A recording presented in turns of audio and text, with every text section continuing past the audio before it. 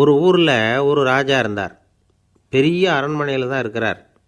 எல்லா வசதியும் இருந்தது. இருந்தாலும் அவர் எல்லாரும் சொல்கிறது எப்படி தெரியுமா? பிச்சைக்கார ராஜா. அப்படி ஒரு பேர் அவருக்கு நிலச்சி போச்சு.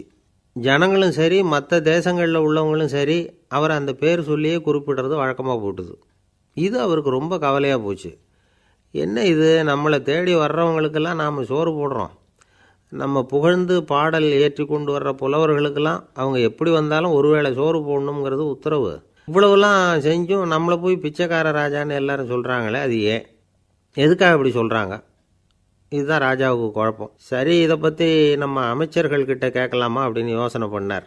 இந்த விஷயத்தை போய் அவங்கக்கிட்ட எப்படி கேட்குறதுன்னு அவருக்கு தயக்கமாக இருந்தது. கௌரவ குறைச்சலாக தெரிஞ்சுது அவருக்கு. சரி, சாதாரண குடிமக்கள்கிட்ட இதை பற்றி கேட்கலாமா அப்படின்னு யோசனை பண்ணார். கேட்கலாம்.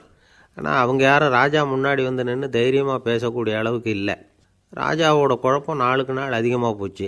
கடைசியாக அவர் ஒரு முடிவுக்கு வந்தார். அதாவது இதை பற்றி ஒரு பிச்சைக்காரங்கிட்டே கேட்டு பார்த்துட்டா என்ன. இதுதான் அவர் பண்ண முடிவு. உடனே மாறு வேஷம் போட்டுக்கிட்டு நகர்வலம் போனார். ஒரு பிச்சைக்காரனை கண்டுபிடிச்சார். இதை பாருப்பா, நம்ம ராஜாவை எல்லாரும் பிச்சைக்கார ராஜான்னே சொல்கிறாங்களே, அதுக்கு என்ன காரணமாக இருக்கும் அப்படின்னு கேட்டார். அதுக்கு அவன் சொல்கிறான், இதுக்கான பதிலை இன்னும் ஒரு 30 நாளில் சொல்கிறேன் அப்படின்னா. உடனே இவருக்கு சந்தோஷம். உண்மையை அவங்ககிட்ட சொன்னார். நான் வேறு யாரும் இல்லை, நான் தான் இந்த நாட்டு ராஜா. இப்போ நீ என் கூடவே வந்துடு, அரண்மனையிலேயே தங்கிக்கோ. 30 நாள் கழித்து எனக்கு பதில் சொல்லிவிட்டு அதுக்கப்புறமா நீ போகலாம் அப்படின்னு சொல்லி அழைச்சிட்டு வந்துட்டார். அரண்மனையில் ஒரு மூலையில் அவன் தங்கறதுக்கு இடம் கொடுத்தார். தினம் 2 வேளையும் இவனுக்கு சோறு போடுங்க அப்படின்னு உத்தரவு போட்டார். ராஜா கொடுத்த இடத்துல போய் உக்காந்துக்கிட்டான் அந்த பிச்சைக்காரன். தினமும் அந்த அரண்மனையில் நடக்கிறதையெல்லாம் கவனிச்சிக்கிட்டு வந்தான். வேளைக்கு சாப்பாடு வரும், சாப்பிட்டுக்கிட்டு இருக்கான். இப்படி 30 நாள் முடிஞ்சுது. ராஜா வந்தார். என்ன, என்னோட கேள்விக்கு பதில் என்னன்னு கண்டுபிடிச்சிட்டியான்னார். கண்டுபிடிச்சிட்டேன்னா. என்ன எல்லாரும் பிச்சைக்கார ராஜான்னு சொல்கிறாங்களே, அது நியாயமாக படுதா உனக்குன்னு கேட்டார். நியாயமாக தான் படுது, சந்தேகம் இல்லாமல் நீங்கள் பிச்சைக்கார ராஜா தான். என்ன தான் நீங்கள் வசதியோடவும் படைபலத்தோடவும் இருந்தால் கூட நீங்கள் எங்கள் வர்க்கத்தை சேர்ந்த ஆசாமி தான் அப்படின்னு அடித்து சொல்லிவிட்டான் அந்த ஆள். ஏனால் அப்படி சொல்கிறேன்னு கேட்டார் இவர். அரசே, ஒரு உண்மையை கண்டுபிடிச்சி சொல்கிறதா நான் உங்ககிட்ட சொன்னேன். நீங்கள் ராஜ பரம்பரைன்னா உடனே உங்கள் கழுத்தில் கிடக்கிற முத்து மாலையை கழட்டி பரிசாக கொடுத்துருப்பீங்க, பொன்னையும் மணியையும் கொடுத்துருப்பீங்க. ஆனால் நீங்கள் அப்படி செய்யலை. என்னை ஒரு மூலையில் உட்கார வச்சு 2 வேளை சோறு போட சொன்னீங்க. உங்களை தேடி யார் வந்தாலும், யார் பாராட்டி பேசினாலும் அல்லது பிரச்சனைகளை சொன்னாலும் நீங்கள் செய்கிற ஒரே காரியம் சோறு போடுறது தான். பிச்சைக்காரனுக்கு சோறு மட்டும்தான் உலகம். உங்கள் விஷயத்திலையும் நீங்கள் அப்படி தான் நினைக்கிறதாக தெரியுது. நல்லா கவனிங்க. எந்த ஒரு பிரச்சனைக்கும் சோறு தான் முடிவுன்னு நினைக்கிறீங்க பாருங்கள். நீங்கள் சந்தேகமில்லாத எங்களை சேர்ந்த ஆள் தான் அப்படின்னு விட்டான் அந்த பிச்சைக்காரன். அதுக்கப்புறம் தான் அந்த ராஜா தன்னுடைய தவறுகளையெல்லாம் திருத்திக்கிட்டாராம். பசின்னு வர்றவங்களுக்கு சோறு தான் போடணும், அது தப்பு இல்லை. பாராட்ட வர்றவங்களுக்கெல்லாம் சோத்தையே போட்டு அனுப்புனா இப்படி தான் பேர் வரும். எனக்கு தெரிஞ்ச ஒருத்தர் தினமும் யாராவது ஒருத்தரை தன் வீட்டுக்கு அழைச்சிட்டு போவார், சாப்பாடு போட்டு அனுப்புவார். முன்னறிவிப்பு இல்லாமல் திடீர்னு ஒரு விருந்தாளியோட வீட்டில் போய் இவர் நிற்கிறது வழக்கம். அந்த அம்மாவும் இவருக்காக தயார் பண்ணி வச்சுருந்ததை இவர் அழைச்சிட்டு வந்திருக்கிற விருந்தாளிக்கு போட்டுருவாங்க. விருந்தாளி சாப்பிட்டுட்டு போனதுக்கப்புறம் இவர் மனைவிகிட்ட உனக்கு சிரமம் வேணாம் அப்படின்னு சொல்லிவிட்டு பக்கத்தில் உள்ள ஒரு ஹோட்டலுக்கு போய் காசு கொடுத்து சாப்பிட்டுட்டு வந்துடுவார். பல நாள் இப்படி நடக்கும். ஒரு நாள் அவரை தனியாக கூப்பிட்டுக்கிட்டு போய் ஏன் இப்படி பண்ணுறீங்கன்னு கேட்டோம். அதுக்கு அவர் சொல்கிறாரு, எங்கள் வீட்டு சாப்பாட்டிலேருந்து தப்பிக்கிறதுக்கு எனக்கு வேறு வழி எதுவும் தெரியல சார், அதனால தான் இப்படி பண்ணிகிட்ருக்கிறேன் அப்படின்னார் ரொம்ப பரிதாபமாக. எது ரொம்பவும் கஷ்டமான காரியம் அப்படின்னு கேட்டார் ஒருத்தர். ஒருத்தருக்கு ஒருத்தர் சண்டை போடாமல் இருக்கிறது தான் ரொம்ப கஷ்டமான காரியம் அப்படின்னு தோணுது. ஒரு நாட்டுக்கும் இன்னொரு நாட்டுக்கும் சண்டை, நாட்டுக்குள்ளேயே ஒரு குரூப்புக்கும் இன்னொரு குரூப்புக்கும் சண்டை. ஏன் சண்டை போட்டுக்கிறீங்கன்னு கேட்டு பாருங்கள். நாங்கள் சமாதானத்துக்காக தான் சண்டை போட்டுக்கிறோம் அப்படிம்பாங்க. வாழறதுக்காக பிறந்த மனுஷன் லட்சியத்துக்காக உயிரை விட தயார் அப்படின்னு சொல்லிகிட்டு இருப்பான். அப்படி உயிரை விடுறவங்கள நாமளும் பாராட்டுவோம். ஆனால் ஒன்றுமில்லாத விஷயங்களுக்கெல்லாம் சண்டை போடுறவங்களெல்லாம், அப்படிப்பட்டவங்களையும் சரி உயிரை விடுறவங்களையும் சரி என்னென்னு சொல்கிறது. யுத்தங்களாலேயும் சண்டைகளாலேயும் நாம் அடையிறது என்னங்கிறது ஒரு பக்கம் இருக்கட்டும், இழக்கிறது என்ன தெரியுமா? ஏராளமான உயிர்கள். ரத்தம் சிந்துறதுக்கு நான் தயார் அப்படின்னு மார்தட்டி சொல்லலாம். ஆனால் ரத்தம் சிந்தினா உயிர் காத்துக்கிட்டு இருக்க தயார் இல்லை. அதாவது உயிர் வந்து நமக்காக காத்துக்கிட்டு இருக்க தயார் இல்லை. இழக்கிற ரத்தத்தை ஈடுகட்டினா தான் உயிரை காப்பாற்ற முடியும். அதனால் இது சம்மந்தமாக ஆராய்ச்சி செய்கிற கட்டாயம் ஏற்பட்டு போச்சு. அதோட விளைவாக புதுசாக ஒன்றை கண்டுபிடிச்சிருக்கிறாங்க. அதுதான் செயற்கை ரத்த பொடி. இப்போ இந்த திடீர் சாம்பார் பொடி, திடீர் ரசப்பொடி, திடீர் காப்பி பொடி இப்படிலாம் சொல்கிறோம்ல, அது மாதிரி இது திடீர் ரத்த பொடி. இஸ்ரேல் வந்து ஒரு சின்ன நாடு, மக்கள் தொகை குறைச்சல், அதோட போர்கள் வேறு. அதனால் காயம்பட்டவங்களை காப்பாற்றியே தீர வேண்டிய கட்டாயம். காப்பாற்றணும்னா ரத்த இழப்பை தடுக்கணும். அப்படின்னா உடனடியாக புது ரத்தம் செலுத்தி ஆகணும். திடீர்னு ரத்தம் வேணும்னா எங்கே போகிறது? அதுவும் கிடைக்கிற ரத்தம் சேர்கிற குரூப்பாக இருக்கணும். ஒரு வேடிக்கை பார்த்தீங்களா, நான் வேறு குரூப்பு நீ வேறு குரூப்புன்னு இவன் சண்டை போடுறான். இதில் அடிபட்டவனுக்கு ரத்தம் கொடுக்க போனால் அதுலேயும் அது வேறு வேறு குரூப்பாக இருக்குது. அது ரத்தமும் வேறு வேறு குரூப்புன்னு சொல்லிகிட்டு இருக்குது. எந்த குரூப்பு ரத்தம் வேணும், அது உடனடியாக கிடைக்கலன்னா என்ன பண்ணுறது? இப்படிப்பட்ட கஷ்டம்லாம் நமக்கு வந்துடுது. இதுக்காக தான் விஞ்ஞானிகள் இந்த ரத்த பொடியை கண்டுபிடிச்சிருக்கிறாங்க. அதாவது ஒரு ஆள் அடிபட்டு போட்டான்னு வச்சுங்களேன், அவனுக்கு ரத்தம் கிடைக்கல. உடனே என்ன பண்ணலாம்? இந்த சுத்தப்படுத்தப்பட்ட தண்ணீரை கொஞ்சம் எடுத்துக்க வேண்டியது, அதில் இந்த ரத்த பொடியை கரைக்க வேண்டியது. இப்போ இந்த செயற்கை ரத்தம் வந்து தயாராகிட்டுது. இதை அந்த ஆள் உடம்புல ஏற்றி விட்ற வேண்டியது. இயற்கையாக நம்ம உடம்பில் இருக்கிற ரத்தம் என்னென்ன வேலை செய்யுதோ அதே வேலையை இதுவும் செய்யும். அதாவது ஆக்சிஜனை உடம்புல எல்லா இடத்துக்கும் எடுத்துகிட்டு போகுது. அந்த வேலையை இந்த செயற்கை ரத்தமும் செஞ்சுருது. ஆனால் ஒரு விஷயம், இந்த செயற்கை ரத்தம் ஒரு அவசரத்துக்கு தான் உபயோகப்படுத்தலாம், ஒரு முதல் உதவி மாதிரி. அதை அப்படியே நிரந்தரமாக விட்டுற முடியாது. பின்னாடி வந்து தேவையான குரூப்பு உண்மையான ரத்தம் கிடைச்ச உடனே அதை செலுத்திக்கணும். உண்மையான ரத்தத்தை 20லேருந்து 40 நாள் வரைக்கும் தான் பாதுகாக்க முடியும். அதுவும் குளிர்பதன பெட்டியில். அதுக்குள்ளே உபயோகப்படுத்தலைன்னா அது வீணாக போயிடும். இந்த ரத்த பொடி அப்படி இல்லை, எவ்வளோ நாள் வேணும்னாலும் அப்படியே வச்சுருக்கலாம். குளிர்பதன பெட்டியும் தேவையில்லை. ஆனால் ஒன்று, இது தண்ணியில் கலந்து செயற்கை ரத்தமாக ஆக்கிவிட்டா அதோட வலு 72 மணி நேரம் தான். அதாவது 3 நாள். அதுக்குள்ளே அந்த ஆசாமியை எங்கேயாவது ஆஸ்பத்திரிக்கு தூக்கிட்டு போய் உண்மையான ரத்தத்தை கொடுத்துடணும். சண்டையில் அடிபடுறவங்க, சாலை விபத்தில் அடிபடுறவங்க, இவங்களுக்கெல்லாம் அவசரத்துக்கு கை கொடுத்து உதவுறது இந்த செயற்கை ரத்த பொடி. அதுக்கப்புறம் நாம் கொடுக்குற ரத்தம் தான் அவங்கள காப்பாற்றணும். இன்றைக்கி வந்து ரத்தத்தை தானமாக கொடுக்க தயாராக இருக்கிற நல்ல உள்ளங்கள் ஏராளம். எவ்வளவு ஆக்சிடெண்ட்டு, ஆப்ரேஷன், இதில் சம்மந்தப்பட்டவங்களை வந்து காப்பாற்றுறது நாம் தானமாக கொடுக்குற ரத்தம் தானே.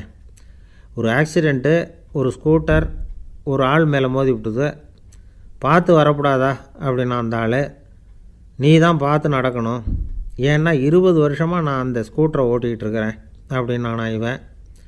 இதுக்கு அவன் சொன்னானா, நீ தான் பார்த்து ஓட்டணும், ஏன்னா 40 வருஷமாக நான் இப்படி நடந்துக்கிட்டு இருக்கிறேன் அப்படின்னானா.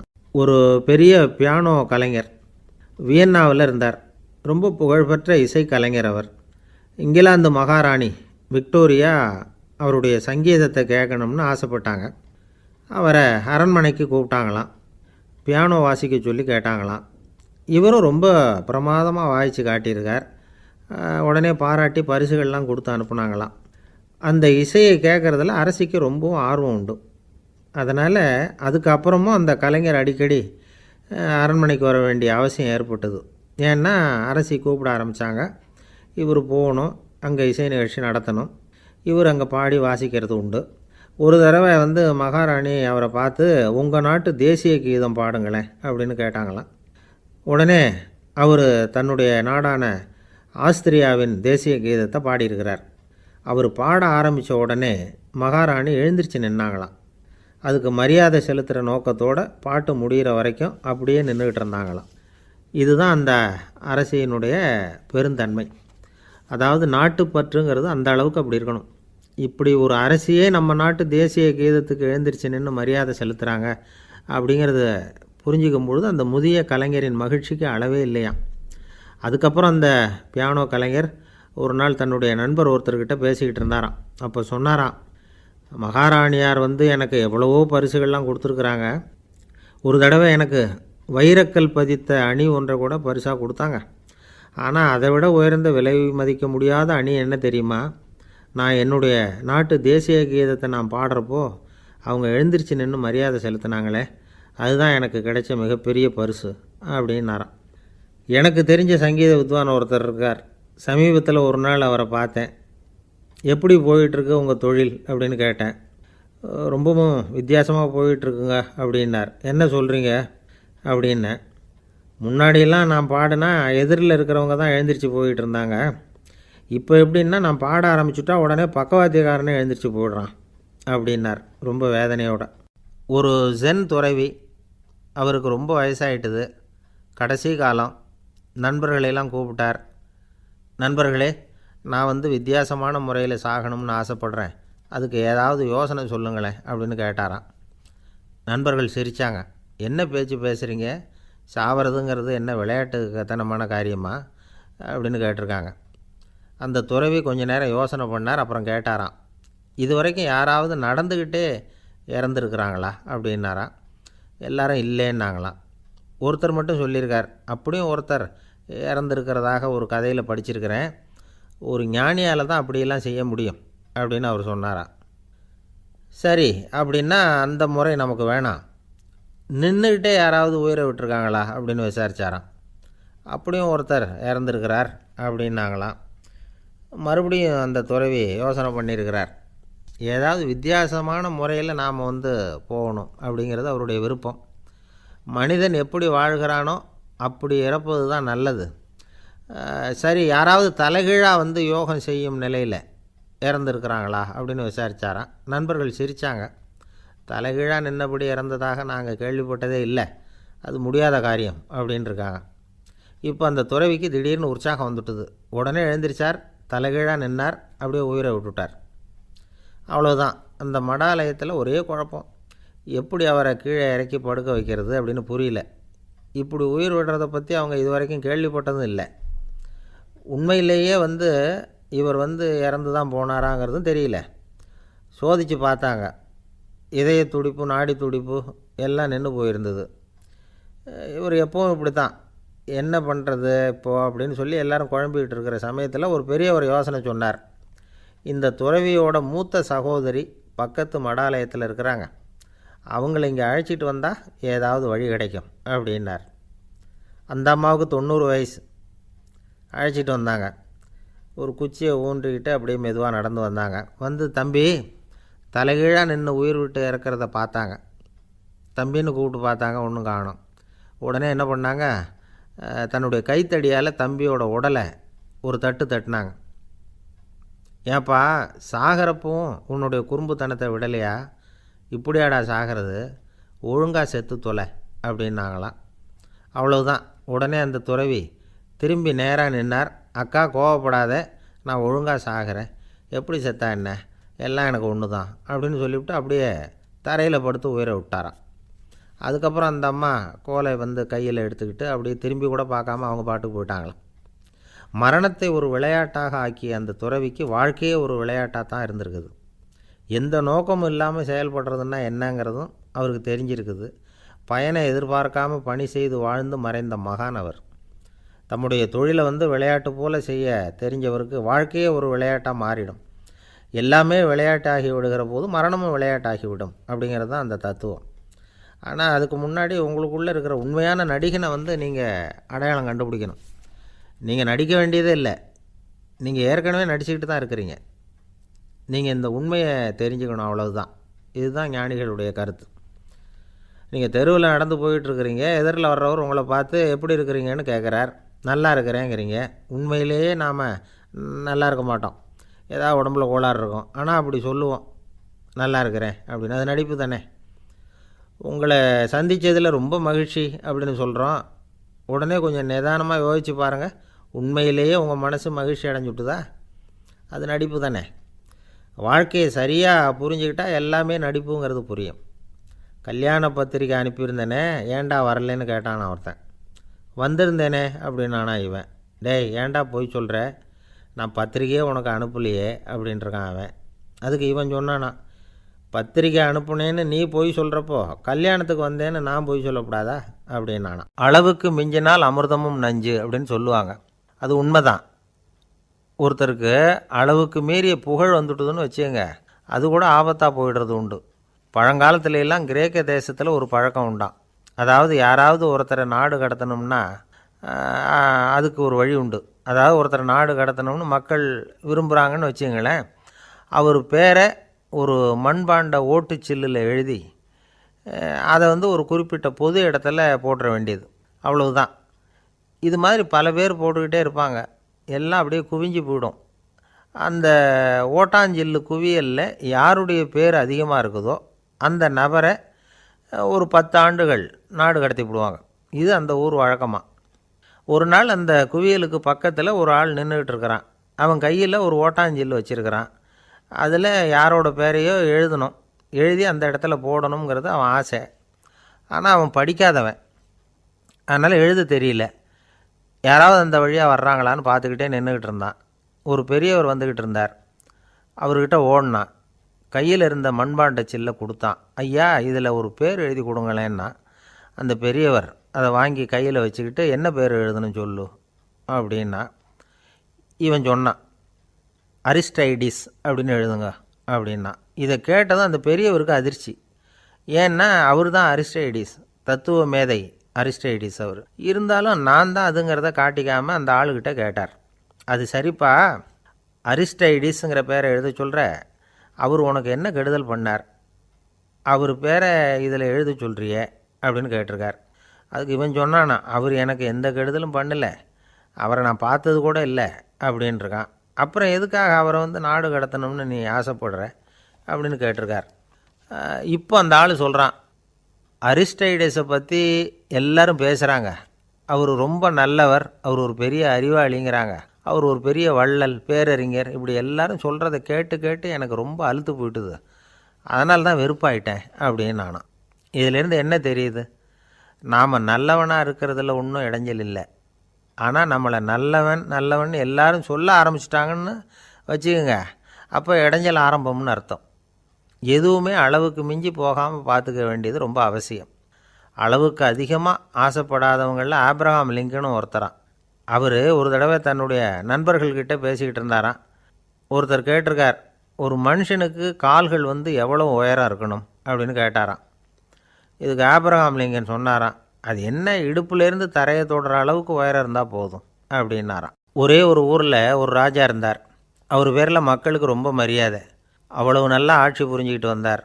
அவருக்கு வயசாகிட்டுது. அதனால் ஒரு நாள் அமைச்சரை கூப்பிட்டார். இதை பாருங்கள், எனக்கு வயசாகிட்டுது, அதனால் இந்த அரச பொறுப்பையெல்லாம் நீங்கள் ஏற்றுக்குங்க அப்படின்னார். அதுக்கப்புறம் ராணியை கூப்பிட்டார். வா, நாம் இனிமேல் இங்கே இருக்க வேணாம், காட்டுக்கு போய் தவம் பண்ணலாம் அப்படின்னு கூப்பிட்டார். இந்த செய்தி மக்களுக்கு அறிவிக்கப்பட்டது. மக்கள் உடனே கூட்டம் கூட்டமாக அரண்மனைக்கு வர ஆரம்பிச்சிட்டாங்க. மன்னரை போய் பார்க்குறாங்க. அரசே, தாங்கள் எங்களுக்கு தந்தை மாதிரி, நீங்கள் காட்டுக்கு போயிட்டால் நாங்கள்லாம் இங்கே எப்படி இருக்க முடியும்? எங்களுக்கெல்லாம் எந்த துன்பமும் இல்லாமல் பார்த்துக்கிட்டு வர்றீங்க. இது மாதிரியான ஒரு அரசாட்சி இல்லைன்னா மக்கள் வாழ்ந்து என்ன பயன் அப்படின்னாங்க. இருந்தாலும் என்ன பண்ணுறது, வயசாயிட்ட காரணத்தினால இந்த முடிவுக்கு வர வேண்டியிருக்குது அப்படின்னாராம் ராஜா. அப்படின்னா நீங்கள் காட்டுக்கு போக வேணாம், நாங்கள் போகிறோம். நாங்கள் அங்கே போய் தவம் பண்ணுறோம், வழிபாடு பண்ணுறோம், கடவுள் வருவார், அவர்கிட்ட வரம் வாங்கிட்டு வந்துடுறோம் அப்படின்னாங்களாம். அப்படி சொல்லிவிட்டு உடனே எல்லோரும் காட்டுக்கு போனாங்க. நாட்டு மக்கள் எல்லாரும் ஒட்டு மொத்தமாக காட்டில் உட்காந்துக்கிட்டு தவம் பண்ணுறதை பார்த்தார் கடவுள். உடனே புறப்பட்டு வந்தார். எல்லோரும் இப்படி உட்காந்துருக்குறீங்களே, என்ன வேணும் உங்களுக்கு அப்படின்னு கேட்டார். உடனே மக்கள் எல்லாரும் ஒரு குரலில் சொன்னாங்க, சுவாமி, எங்கள் மன்னன் ரொம்ப நாளைக்கு நல்லபடியாக இருக்கணும், அவர் மகிழ்ச்சியாகவும் உடல் நலத்தோடும் இருந்தால் தான் நாங்கள் அமைதியாக வாழ முடியும் அப்படின்னாங்க. சரி, அதுக்கு என்ன செய்யணும் அப்படின்னார் ஆண்டவன். எங்கள் மன்னருக்கு இன்னும் ஒரு 100 வருஷம் ஆயுளை கொடுங்க அப்படின்னாங்க. அவ்வளவு தானே, சரி அப்படியே ஆகட்டும் அப்படின்னு சொல்லிவிட்டு ஆண்டவன் போயிட்டார். மக்கள் மகிழ்ச்சியோடு திரும்பி வந்தாங்க. மன்னா, கடவுள் வரம் கொடுத்துட்டார், நீங்கள் 100 வருஷம் வாழ போகிறீங்க அப்படின்னாங்க. இதை கேட்டதும் ராணி ராஜாவை வணங்கி, நான் தவம் செய்ய போகிறேன் அப்படின்னு புறப்பட்டாங்க. உடனே மக்கள் என்ன நினச்சாங்க தெரியுமா? ஐயோ, நாம் ராஜாவுக்கு மட்டும்தானே நீண்ட ஆயுள் வேணும்னு வரம் வாங்கினோம், ராணிக்கு வாங்கலையே, அதுதான் கோபத்தில் புறப்பட்டாங்க போல இருக்குது அப்படின்னு நினச்சி வருத்தப்பட்டாங்க. ஆனால் ராணி நினச்சது அது இல்லை. ராணி போய் தவம் பண்ணாங்க, கடவுள் காட்சி கொடுத்தார். இவங்க கேட்குறாங்க, சுவாமி, ராஜாவுக்கு மட்டும் 100 வருஷம் ஆயுள்னு வரம் கொடுத்துட்டீங்க, அப்படின்னா குடிமக்களும் 100 வருஷம் இருக்கணும். இப்படிப்பட்ட குடிமக்கள் இல்லைன்னா அப்படிப்பட்ட அரசன் இருந்து என்ன பிரயோஜனம் அப்படின்னாங்களாம். ஆண்டவன் பார்த்தார், சரி அவங்களும் 100 வருஷம் வாழ்வாங்க, அது மட்டும் இல்லை நீயும் 100 ஆண்டு காலம் வாழ வரமளிக்கிறேன் அப்படின்னு சொல்லிவிட்டு மறைஞ்சிட்டார். இதில் ஆண்டவன் வர்றதும் மறையிறதும் முக்கியம் இல்லை. இதில் கவனிக்க வேண்டியது ஆள்கிறவனின் விசால மனம், குடிமக்களின் விசால மனம், ஆள்கிறவன் மனைவியினுடைய விசால மனம். இப்படி ஒரு நாடு இருந்துட்டுதுன்னா எப்படி இருக்கும் வாழ்க்கையை நினச்சி பாருங்கள். அதனால தான் பெரியவங்கள்லாம் சொல்கிறாங்க, இதய வாசல் திறந்தே இருக்கணும், இதயத்தின் கதவுகளை மூடாதீங்க அப்படின்னு சொல்லுவாங்க. என்கிட்ட ஒருத்தர் சொன்னார், என்னுடைய இதய வாசல் எப்போவும் திறந்தே தான் இருக்குதுன்னார். எதனால் அப்படி சொல்கிறீங்க அப்படின்னு கேட்டோம். டாக்டரே சொல்லிவிட்டார், என்னுடைய இதயத்தில் ஒரு ஓட்டை இருக்குது அப்படின்னு, வால்வு சரியில்லையா அப்படிங்கிறார். காசி மாநகரத்தை பிரம்மதத்தன் அப்படிங்கிற ராஜா ஆட்சி பண்ணிட்டு வந்தார். அவர் ஒவ்வொரு வருஷமும் ஒரு திருவிழா நடத்துறது வழக்கம். எல்லா தேசத்திலிருந்தும் எல்லா வகையான ஜனங்களும் அதில் வந்து கலந்துக்குவாங்க. ஒரு சமயம் அது மாதிரி விழா நடந்துக்கிட்டு இருந்தது. வைகுண்டத்திலேருந்து தேவலோகத்திலேருந்து நிறைய தேவகுமாரர்கள்லாம் காசி நகருக்கு அப்போது வந்திருந்தாங்க. அதில் முக்கியமாக ஒரு 4 தேவகுமாரர்கள், அந்த 4 பேரையும் சுற்றி ஏகப்பட்ட கூட்டம். அப்படி என்ன விசேஷம் அவங்கக்கிட்ட அப்படின்னா, மற்றவங்கள விட அவங்க முகம் அழகாக இருந்ததா அப்படி பார்த்தா அப்படியும் இல்லை. அவங்க அணிஞ்சிருந்த மலர் மாலைகள் தான் அதுக்கு காரணமாக. அந்த மலர்கள்லேருந்து அப்படி ஒரு அபூர்வமான நறுமணம், இதுக்கு முன்னாடி இப்படி ஒரு நறுமணத்தை அந்த ஊர் ஜனங்க அனுபவிச்சதே இல்லை.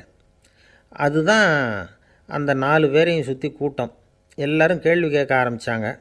உடனே அந்த 4 தேவகுமாரர்களும் எல்லாருக்கும் தெரியும்படியாக வானத்தில் எழும்பி கொஞ்சம் உயரமாக நின்றுக்கிட்டாங்க.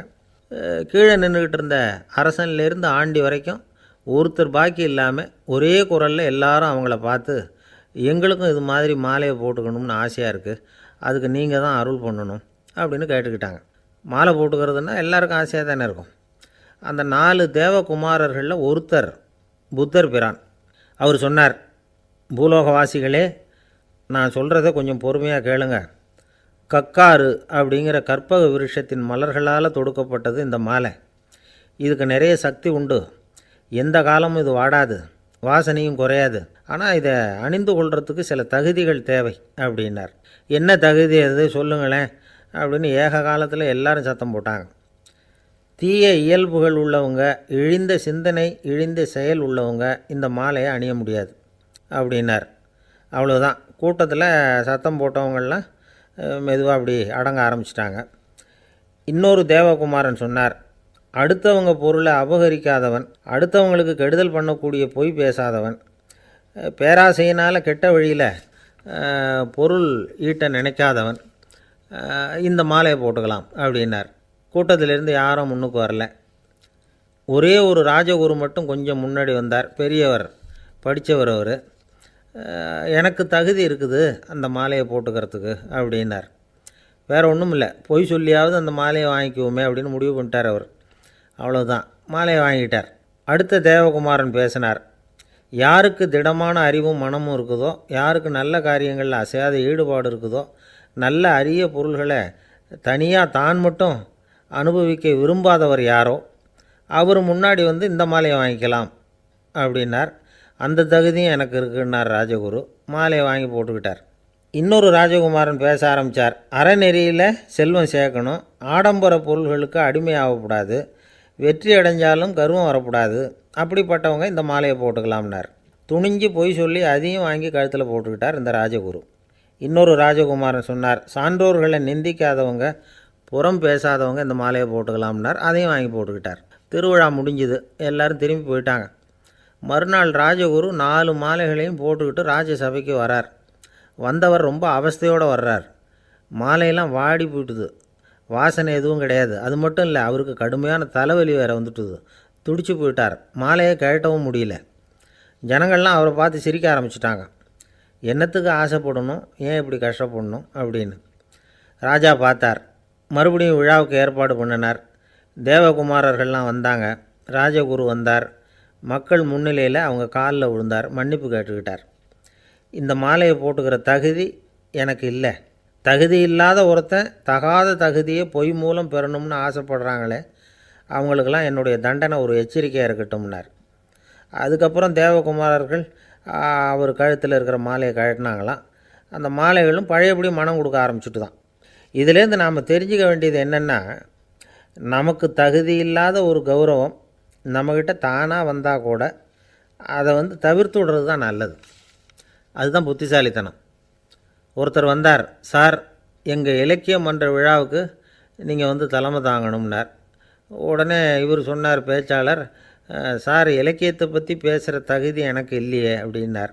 உடனே அவர் கூப்பிட வந்தவர் சொன்னார், அந்த தகுதி உங்களுக்கு இல்லைங்கிறது எங்களுக்கும் தெரியும் சார், அதனால தான் உங்களை தலைமை தாங்க கூப்பிட்றேன் அப்படின்னார். அது சரி, தலைமைன்னா அதுக்கு இவர் என்ன தான் அர்த்தம் பண்ணுறாருன்னு தெரியல. நம்மளில் சில பேர் ரொம்ப தைரியமாக இருப்பாங்க. நாம் கூட சொல்கிறது உண்டு, அந்த ஆளுகிட்ட வர்றதுக்கு யமன் கூட பயப்படுவான் அப்படின்னு சொல்கிறது உண்டு. தைரியசாலிகளை நெருங்கிறதுக்கு யமன் பயப்படுவான் அப்படின்னு சொல்கிறது உண்மை தான். அது பொய் இல்லை. மன வலிமை இருக்குது பாருங்கள், அது மனுஷனை காப்பாற்றும். இது மருத்துவ ரீதியான உண்மை. உடல் கோளாறுகள் மன ஆரோக்கியத்தை பாதிக்கும். மன எழுச்சி, மன போராட்டம் இதெல்லாம் உடல் இயக்கத்தில் மாறுதலை உண்டாக்குது. சில வகையான நோய்களுக்கும் மனசுக்கும் இருக்கிற சம்பந்தம் என்னங்கிறத பற்றியெல்லாம் இப்போ ஆராய்ச்சி பண்ணுறாங்க.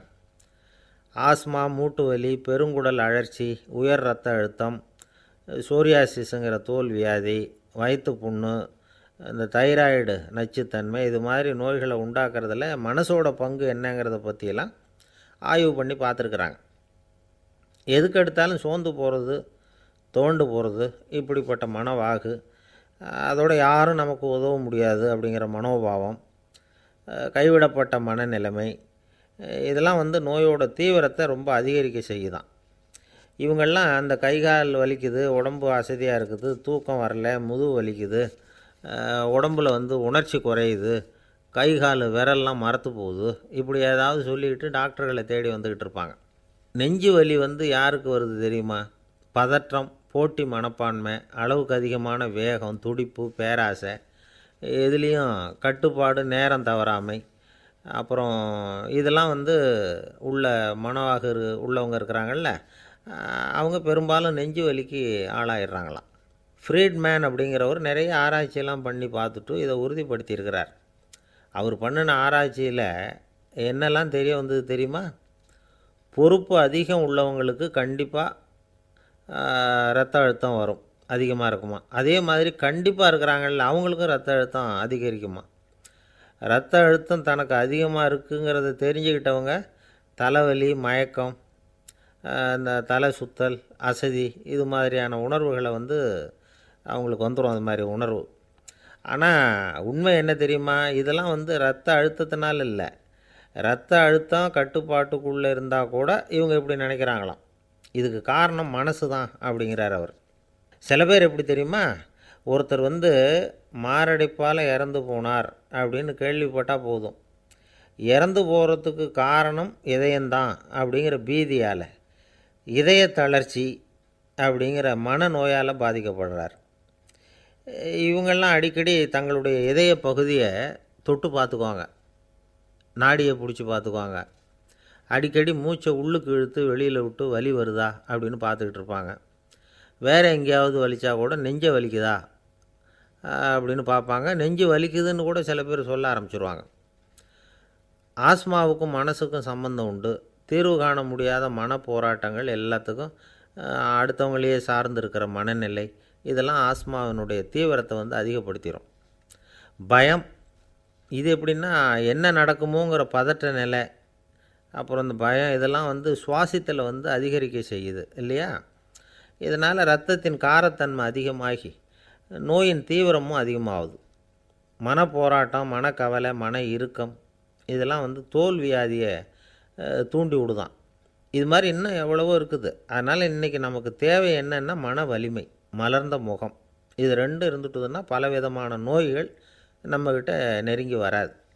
டாக்டர் என்ன நெருங்காமல் இருக்கிறதுக்கு நான் ஒரு காரியம் பண்ணுறேன் அப்படின்னார் ஒருத்தர். அவர் என்ன அர்த்தத்தில் சொன்னார்னா, டாக்டர் அவரை நெருங்காமல் இருக்கிறதுக்கு அவர் ஒரு காரியம் பண்ணுறாராம். நண்பர்கிட்ட சொன்னார். நண்பர் கேட்டார், அது என்ன காரியம் பண்ணுற அப்படின்னு கேட்டார். தினம் ஒரு ஆப்பிள் பழம் சாப்பிட்றேன்னார் அவர். ஏன்னா ஆங்கிலத்தில் ஒரு பழமொழி சொல்லுவாங்கள்ல, an apple a day keeps doctor away அப்படிம்பாங்க. ஒரு ஆப்பிள் பழம் சாப்பிட்டா டாக்டர் விலகியே இருப்பார், டாக்டர்கிட்ட போக வேண்டிய அவசியம் இருக்காது. அப்படிங்கிறதுக்காக அந்த பழமொழி சொல்கிறது. என்ன, நான் யாருமே நெருங்காமல் இருக்கிறதுக்கு நான் ஒரு காரியம் பண்ணுறேன்னார் இன்னொருத்தர். டாக்டர் நெருங்காமல் இருக்கிறதுக்கு ஆப்பிள் பழம் சாப்பிட்றேன்னார் அவர். என்னை யாருமே நெருங்காமல் இருக்கிறதுக்கு நான் ஒரு காரியம் பண்ணுறேன்னார் இன்னொருத்தர். அது என்னன்னு கேட்டோம். தினம் ஒரு பூண்டு சாப்பிட்றேன்னார். ஏ கார்லிக் எ டே கீப்ஸ் எவ்ரிபடி அவே அப்படின்னு அதுக்கு ஒரு புது விளக்கமும் கொடுத்தார். என்னை விட யோக்கியம் இந்த உலகத்தில் வேறு யாரும் இல்லை சார் அப்படின்னார் ஒருத்தர். அவரை விட அயோக்கியன் வேறு யாரும் இருக்க முடியாதுங்கிற முடிவுக்கு கேட்டவங்க வந்துட்டாங்களாம். மனுஷனுக்கு இருக்கிற ஒரு மிகப்பெரிய குறையே தன்கிட்ட இருக்கிற குறை அவனுக்கு தெரியாமல் போகிறது தான். ஆனால் அடுத்தவங்ககிட்ட இருக்கிற குறை இவனுக்கு தெளிவாக தெரிஞ்சிடும். ஒரு ஒட்டகம் ஒரு கொக்கை பார்த்து ஒரு கேள்வி கேட்டு தான். என்ன கேள்வி தெரியுமா? உன் கழுத்து ஏன் இப்படி வளைஞ்சி போயிருக்குது அப்படின்னு கேட்டிருக்கு. இதுக்கு உடம்பே வளைச்சல். இது போய் கொக்கை கிண்டல் பண்ணுது. இன்றைக்கி மனித சுபாவமும் கிட்டத்தட்ட இப்படி தான் இருக்குது. இந்த உலகத்தில் குறையில்லாத மனிதர்கள் யாரும் கிடையாது, நாம் உள்பட. அப்படிங்கிறத முதல்ல நாம் நல்லா புரிஞ்சுக்கணும். ஒரு ஊரில் ஒரு விற்பனை நிலையம் இருந்தது. செல்ல பிராணிகளை விற்பனை செய்கிற நிலையம் அது. நாய், கிளி, பூனை இப்படி நிறைய வச்சு விற்பனை பண்ணிகிட்ருக்குறாங்க. நாய்க்குட்டி விற்பனை செய்கிற பகுதியில் ஒரு சிறுவன் நின்றுக்கிட்டு இருந்தான். விற்பனை செய்கிற ஆளுக்கிட்ட விலை கேட்டுக்கிட்டு இருந்தான். அதோ இருக்குதே அந்த நாய்க்குட்டி என்ன விலை அப்படின்னு கேட்டானா. 1000 ரூபா அப்படின்னாரான். சரி, அது வேணாம், இது என்ன விலைன்றிருக்கான். 500 ரூபா அப்படின்னாரான். இந்த சின்ன பையன் கையில் வச்சுருந்தது வெறும் 50 ரூபா தான். அதனால் இதை விட குறைச்சலாக கிடைக்குமான்னு பார்த்துருக்கான். அந்த கடையில் ஒரு மூலையில் சரியாக கவனிக்கப்படாமல் ஒரு நாய்க்குட்டி படுத்து கிடந்தது. பாவமாக கத்திக்கிட்டு இருந்தது. அதை பார்த்ததுமே இவனுக்கு அது ரொம்ப பிடிச்சி போச்சு. உடனே அந்த கடைக்காரரை பார்த்து, அதுவும் அந்த மூலையில் படுத்து கிடக்குதே அந்த நாய்க்குட்டி என்ன விலை அப்படின்னு கேட்டிருக்கான்.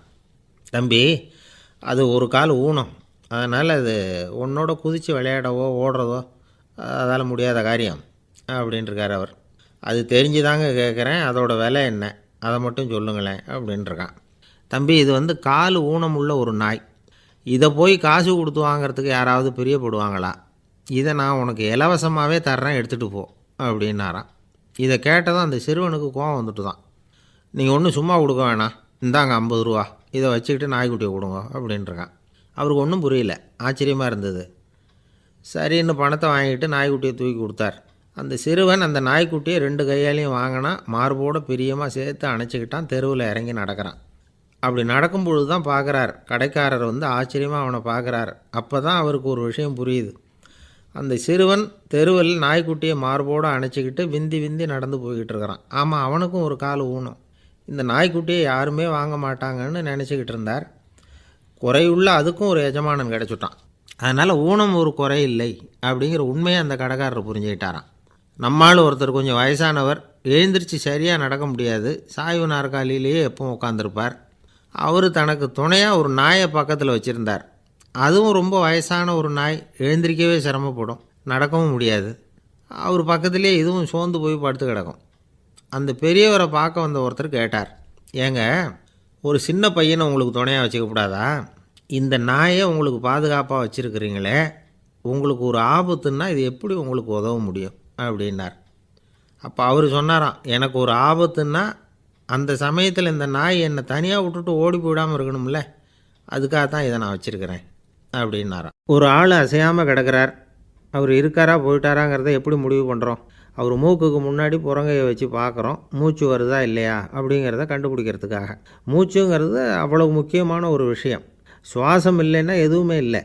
நம்ம பூமி இருக்க அது கூட சுவாசிக்குதுங்கிறத சோவியத் விஞ்ஞானிகள் கண்டுபிடிச்சிருக்கிறாங்க. பூமிக்கு மேலே இருக்கிற மண் அடுக்கில் காற்றில் உள்ள ஆக்சிஜன் ஆக்சிகரணம் அடையுது அப்படின்னு தான் இதுவரைக்கும் எல்லோரும் நம்பிக்கிட்டு இருந்தாங்க. ஆனால் இப்போ என்ன கண்டுபிடிச்சிருக்கிறாங்கன்னா, அந்த ஆக்சிஜன் பூமிக்குள்ளே 1 கிலோமீட்டர் ஆழம் வரைக்கும் ஊடுருவி போகுதான். பூமிக்குள்ளே 2 பக்கமும் பல கிலோமீட்டர் வரைக்கும் பரவுதான்.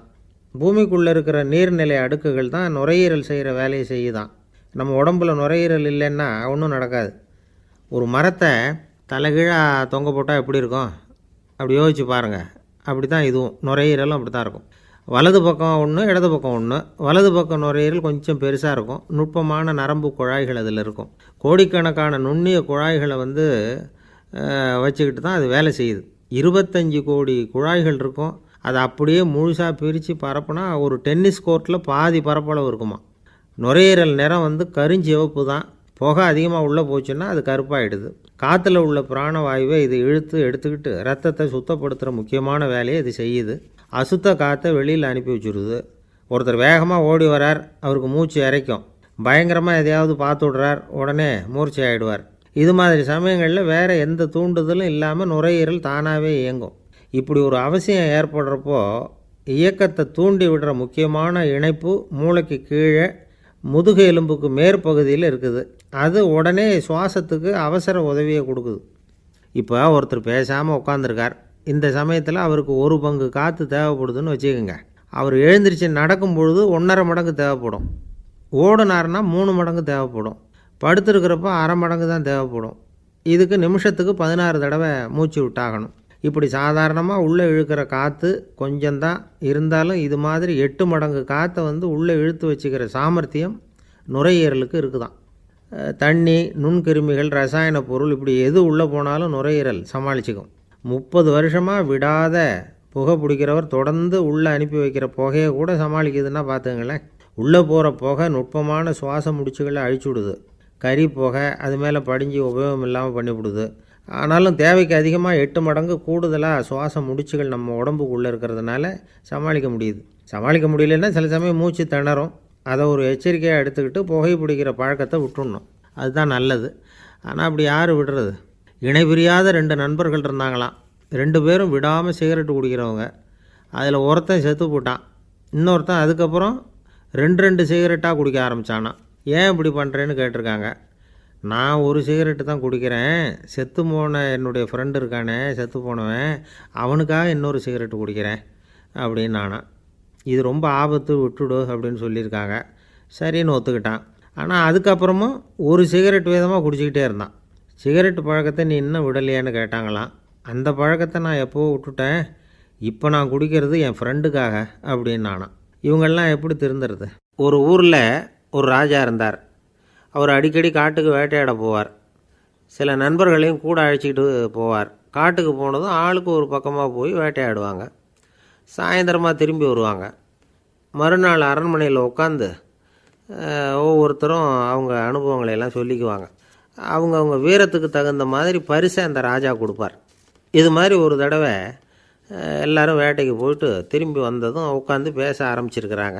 ஒருத்தன் சொன்னான், தன்னுடைய வீரதீர செயலை பற்றி அளக்க ஆரம்பிச்சிட்டான். ஏன்னா அதுக்கு பரிசு கிடைக்க போகுதில்ல, அதனால். அவன் என்ன சொன்னான் தெரியுமா? அரசே, நேற்றுக்கு காட்டில் என்னாச்சு தெரியுமா? எனக்கு நேராக ஒரு சிங்கம் வாயை திறந்துக்கிட்டு வந்துட்டுது. நான் பயப்படவே இல்லை. உடனே ஒரு கல்லை எடுத்து குறி பார்த்து வீசினேன். சிங்கத்து வாய்க்குள்ளே போய் அந்த கல் மாட்டிக்கிட்டுது. அவ்வளவுதான். அந்த சிங்கம் என்னை பார்த்துட்டு பயந்துட்டு ஒரே ஓட்டமாக திரும்பி ஓடி போயிட்டுது அப்படின்னா. ஆஹா பலே அப்படின்னு எல்லோரும் கை தட்டினாங்க. 2வது ஆள் ஒருத்தன் எழுந்திரிச்சான். அவன் சொல்ல ஆரம்பித்தான், அரசே, நான் போன வழியில் 2 பெரிய மலைப்பாம்பு கிடந்தது. என்னை முழுங்கிறதுக்கு வந்தது. நான் என்ன பண்ணேன் தெரியுமா? அந்த 2 பாம்போட வாலையும் ஒன்றா சேர்த்து முடிச்சு போட்டுட்டேன். அவ்வளவுதான். அது அங்கே இழுக்க இது இங்கே இழுக்க முடிச்சு நல்லா இறுகி போட்டுது அப்படின்றான். ஆஹா அற்புதம்னு சொல்லி எல்லாரும் கை தட்டினாங்களாம். அடுத்தபடியாக 3வது ஆள் ஒருத்தன் வந்தான். அவன் சொல்ல ஆரம்பித்தான், மன்னா, நான் போன பாதையில் குறுக்க ஒரு ஆறு, அதில் இறங்கி குளித்தேன். யாரோ காலை பிடிச்சி இழுக்கிறது மாதிரி இருந்தது. திரும்பி பார்த்தா ஒரு பெரிய முதலை. நான் உடனே அப்படியே ஒரு துள்ளல் துள்ளி அது முதுகில் போய் உக்காந்துக்கிட்டேன். அதை அப்படியே கரைக்கு நீந்த வச்சேன். கரைக்கு வந்து சேர்ந்ததும் அப்படியே ஒரே துள்ளி குதித்து கரைக்கு வந்துட்டேன் அப்படின்றான். அவன் தன்னுடைய வீரத்தை அப்படி சொல்லியிருக்கான். அடடா எப்பேற்பட்ட வீரம் அப்படின்னு எல்லாரும் கை தட்டினாங்களாம். 4வது ஆள் எழுந்திரிச்சான். மன்னா, நான் போன இடத்துல ஒரு கரடி என்னை துரத்த ஆரம்பிச்சுட்டுது. நான் ஒரு மலை உச்சிக்கு வந்துட்டேன். அதுக்கப்புறம் ஒரு அடி எடுத்து வச்சாலும் அதில் பாதாளத்தில் விழ வேண்டியது தான். அந்த நேரம் பார்த்து ஒரு பெரிய ராட்சச கழுகு அந்த பக்கமாக பறந்து வந்தது. நான் உடனே அப்படியே உயர எழும்பி அந்த கழுகோட காலை பிடிச்சிக்கிட்டேன். அப்படியே தொங்கிக்கிட்டே வந்தேன். ஒரு நல்ல இடம் வந்ததும் தொப்புன்னு கீழே குதித்து நடந்து வந்துட்டேன். நான் இதுக்கும் எல்லோரும் கை தட்டுறாங்க. கடைசியாக ஒரு ஆள் எழுந்திரிச்சான். அரசே, நான் போன வழியில் ஒரு பெரிய யானை குறுக்க வந்தது. பயங்கரமாக சத்தம் போட்டுக்கிட்டே வந்தது. நான் பயந்து ஓடலை. உடனே என்ன பண்ணேன் தெரியுமா? அந்த யானையோட வாலை பிடிச்சி தூக்கினேன். தலைக்கு மேலே தூக்கி கரன்னு சுற்றினேன். வேகமாக சுற்றி வீசி எறிஞ்சேன். அவ்வளவுதான். அதே ஸ்பீடில் அந்த யானை மேலே போக ஆரம்பிச்சுட்டுது. இன்னும் கூட அது போய்கிட்டே தான் இருக்குது, கீழே விழவே இல்லைன்னா. இதை கேட்டதும் ராஜாவுக்கு கோபம் வந்துட்டுது. என்ன முட்டாள்னு நினச்சிக்கிட்டு பேசுகிறியா? யானையை நீ வாழை பிடிச்சி தூக்குன, அதை நான் நம்பணுமா அப்படின்னார். உடனே இவன் பணிவாக பதில் சொன்னான். அரசே, ஒரு சிங்கத்து வாயில் கல் மாட்டிக்கிட்டதை நம்புறீங்க, மலைப்பாம்பு வாழை பிடிச்சி முடிச்சு போட்டதை நம்புறீங்க, முதல்ல முதுகில் சவாரி பண்ணதையும் நம்புறீங்க, கழுகு காலை பிடிச்சிக்கிட்டு பறக்கிறதையும் நம்புறீங்க. அப்படி நம்புறப்போ நான் சொன்னதை மட்டும் நம்பக்கூடாதா அப்படின்னு கேட்டானான். பொய் சொன்னவங்கெல்லாம் தலையை தொங்க போட்டுக்கிட்டாங்களாம். ராஜா அவங்கள பார்த்து சொன்னாராம், நீங்கள் எல்லாரும் என்னை முட்டாளாக்கியிருக்கிறீங்க. கடைசியாக பேசின இவன் தான் எனக்கு உண்மை எது பொய் எதுங்கிறத புரிய வச்சிருக்கிறான். இவன் தான் உண்மையான தைரியசாலி அப்படின்னு சொல்லி அவனுக்கே பரிசையெல்லாம் கொடுத்து பாராட்டினாராம். இப்படி ஒரு கதை. உண்மையை நிலைநாட்டுகிறவன் தான் உண்மையான வீரன் அப்படிங்கிறத இதிலிருந்து நாம் புரிஞ்சுக்கணும். இந்த காலத்துல எல்லாம் பொய் சொன்னால் தான் பிழைக்க முடியுங்கிறது ஒரு சில பேரோட நம்பிக்கை. ஒரு அப்பாவுக்கு தன் மகனுக்கு பொய் சொல்ல தெரியலையேங்கிற கவலை. பொய் சொன்னால் தான் இந்த உலகத்தில் பிழைக்கலாம், ஆனால் இவனுக்கு அது தெரியலையே, அதனால் இவனை அழைச்சிட்டு போய் நடுக்கடலில் விட்டுட்டு வந்துடுவோம் அப்படின்னு அழைச்சிட்டு புறப்பட்டான். கடற்கரைக்கு போனான். மகனுக்கு சந்தேகம், எங்கேப்பா என்னை அழைச்சிட்டு போகிறேன்னு கேட்டிருக்கான். கடலில் மீன் பிடிக்க கற்றுக் கொடுக்க போகிறேன் உனக்கு அப்படின்னானா. நான் ஏற்கனவே மீன் பிடிச்சிட்டேனேன்னானா இவன் மகன். எங்கே அதுன்னு கேட்டிருக்கான். அப்பங்காரன். சுட்டு சாப்பிட்டுட்டேன்ருக்கான் புள்ள. அப்பங்காரன் பார்த்தான், சரி நம்ம புள்ள பொழைச்சிக்கும் அப்படின்னு சொல்லி திருப்பி அழைச்சிட்டு வந்துட்டானான். ஒரு தடவை நாரதர் ஒரு தெரு வழியாக போய்கிட்டு இருந்தார். வழியில் ஒருத்தர் வேத சாஸ்திரம்லாம் படிச்சுக்கிட்டு உட்காந்துருந்தார். அவர் நாரதரை பார்த்து எங்கே போயிட்டுருக்குறீங்கன்னு கேட்டார். கடவுளை பார்த்துட்டு வரலாம்னு போயிட்டுருக்கிறேன் அப்படின்னார் நாரதர். அப்படின்னா அவர்கிட்ட எனக்கு எப்போ முக்தி கிடைக்கும்னு கேட்டுட்டு வாங்களேன் அப்படின்னார் இவர். சரி கேட்டு வரேன் அப்படின்னு சொல்லிவிட்டு நாரதர் நடந்தார். கொஞ்சம் தூரத்தில் ஒரு மரத்தடியில் ஒரு தொழிலாளி செருப்பு தைச்சிக்கிட்டு உட்காந்துருந்தார். அந்த ஆளும் அதே மாதிரி கேட்டுக்கிட்டார். எனக்கு எப்போ முக்தி கிடைக்கும்னு கடவுள்கிட்ட கேட்டுக்கிட்டு வாங்களேன்னார். அவர்கிட்டையும் சரின்னு சொல்லிவிட்டு நாரதர் நேராக வைகுண்டத்துக்கு வந்து சேர்ந்தார். கடவுளை பார்த்தார். இவங்க 2 பேரும் சொல்லி அனுப்பின விஷயத்தை பற்றி கேட்டார். அதுக்கு கடவுள் சொன்னார், அந்த செருப்பு தைக்கிற தொழிலாளி உடல் நீத்ததும் உடனே என்னை வந்து அடைவான். ஆனால் அந்த சாஸ்திரம் படித்த ஆள் இப்போதைக்கு என்கிட்ட வந்து சேரமாட்டான். அவன் இன்னமும் பல பிறவிகள் எடுத்து அங்கேயே இருக்க வேண்டியிருக்குது. எப்போ இங்கே வந்து சேருவான்னு எனக்கே தெரியாது அப்படின்னார். நாரதருக்கு இதோட ரகசியம் என்னங்கிறது புரியல.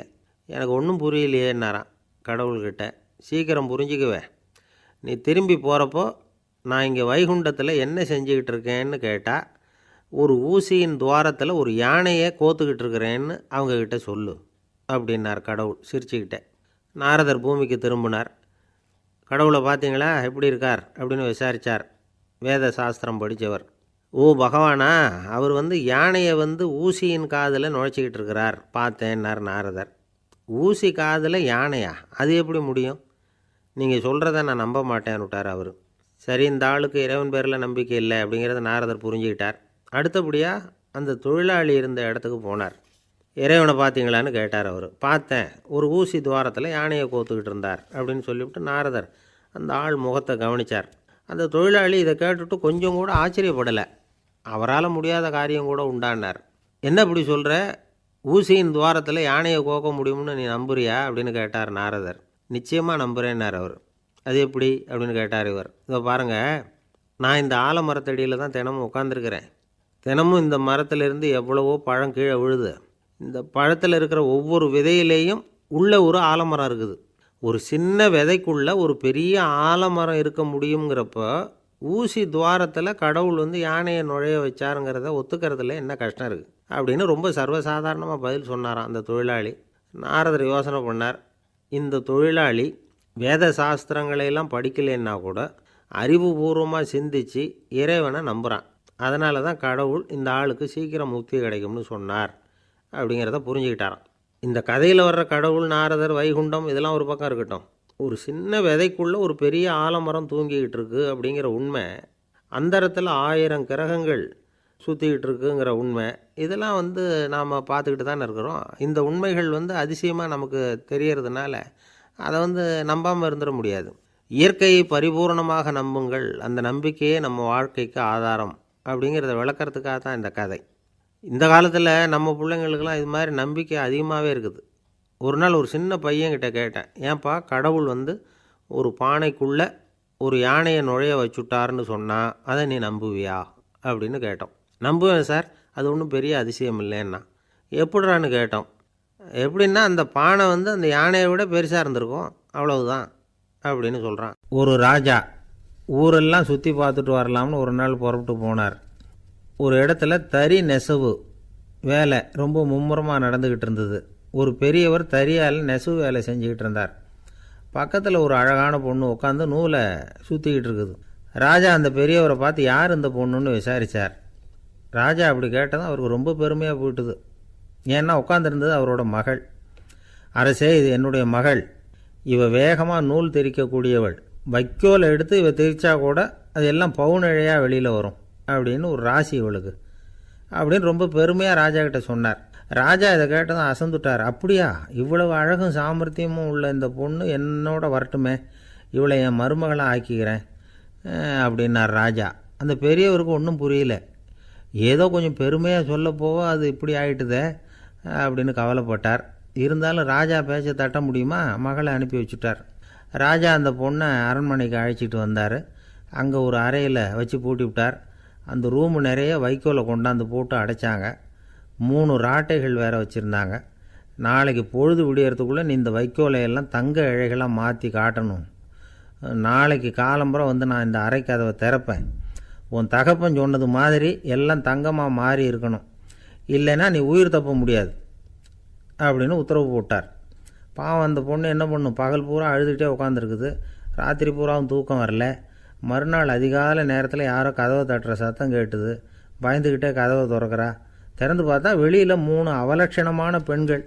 ஒருத்திக்கு வந்து கால் அகலமாக முறை மாதிரி இருக்குது, இன்னொருத்திக்கு கட்டை விரல் கரண்டி மாதிரி பெருசாக இருக்குது, 3ஆவது பொண்ணுக்கு உதடு தடித்து ரப்பர் மாதிரி தொங்கிக்கிட்டு இருக்கு. யார் நீங்கள், உங்களுக்கு என்ன வேணும் அப்படின்னு கேட்குது இந்த பொண்ணு. நாங்கள் உங்களுக்கு உதவி செய்கிறதுக்கு தான் வந்திருக்கிறோம் அப்படின்னு சொல்லி உள்ளே வந்தாங்க. உட்காந்தாங்க. கொஞ்ச நேரத்துக்குள்ளே உள்ளே இருந்த வைக்கோலையெல்லாம் தங்க இழைகளாக மாற்றி கொடுத்துட்டு போயிட்டாங்க. காலையில் ராஜா வந்தார், பார்த்தார். ஆகா பேஷுனார். இன்னும் கொஞ்சம் வைக்கோலை கொண்டாந்து அந்த ரூமில் போட சொன்னார். இந்த வைக்கோலையும் இன்றைக்கி தங்கமாக மாற்றிவிடு, நாளைக்கு மறுநாள் உனக்கும் இளவரசனுக்கும் கல்யாணம்னு சொல்லிவிட்டார். இன்றைக்கி ராத்திரி அந்த 3 பொண்ணுங்களும் வந்தாங்க. வைக்கோலை பொண்ணு இழைகளாக மாற்றினாங்க, புறப்பட்டாங்க. இந்த பொண்ணு அவங்க காலில் விழுந்து வணங்கினா. என் உசுரை காப்பாற்றினீங்க, உங்களுக்கு நான் என்ன கைமாறு செய்ய போகிறேன் அப்படின்னா. பயப்படாத, நீ விரும்பினா எங்களுக்கு ஒரு உதவி செய்யலாம். உன்னுடைய கல்யாணத்துக்கு நாங்கள் 3 பேரும் வரோம். நீ எங்களை வந்து வரவேற்று ராஜாக்கிட்டேயும் இளவரசர்கிட்டையும் நாங்கள் வந்து உன்னோட பெரியப்பா பொண்ணுங்கன்னு சொல்லி அறிமுகப்படுத்தி வை, நாங்கள் விருந்து சாப்பிட்டுட்டு போயிடுறோம் அப்படின்னாங்க. ரொம்பவும் சந்தோஷமாக சரின்னு ஒத்துக்கிட்டா. கல்யாண நாள் வந்தது. கல்யாணம் ரொம்ப கோலாகலமாக நடந்துக்கிட்டு இருக்கு. எல்லா தேசத்து ராஜா ராணிகளும் வந்துக்கிட்டு இருக்கிறாங்க. அந்த 3 அவலட்சணமான பொண்ணுங்களும் வந்து சேர்ந்தாங்க. யார் இவங்கன்னு கேட்டார் ராஜா.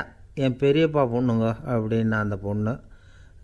காலும் உதடும் கட்டை விரலும் ஏன் இப்படி உங்களுக்கு அவலட்சணம் ஆயிட்டுது அப்படின்னு கேட்டார்.